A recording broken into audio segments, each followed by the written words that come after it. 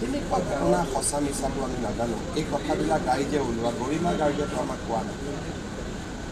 এইবিলাক হৈছে ৰাইজৰ মাজত ওলাই থকা কথা।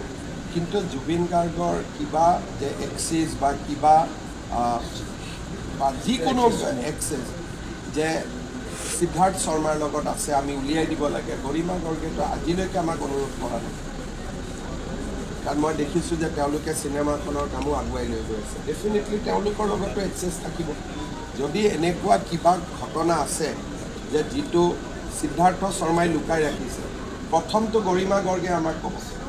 আৰু গৰিমা গাৰ্গৰ লগত কমিশ্যনাৰ পুলিচে সদায় কথা পাতি আছে। গতিকে ফেমিলিৰ ফালৰ পৰা এইবিলাক কথা আমাক আজিলৈকে কোৱা হোৱা নাই। খালি ফেমিলি এটাই কৈছে যে আপোনালোকে আমাক ন্যায় দিব।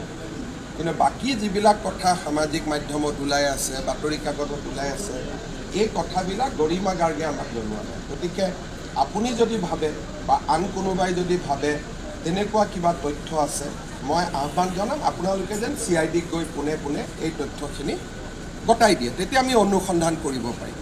আৰু মই ইমানো প্ৰতিশ্ৰুতি দিছোঁ যে SITক অলপ সময় দিয়ক। SITয়ে যদি কৰিব নোৱাৰে বা SITৰ কাম কাজত অসমৰ ৰাইজ সন্তুষ্ট নহয়, আমি ইয়াক CBIলৈকেও প্ৰেৰণ কৰিম।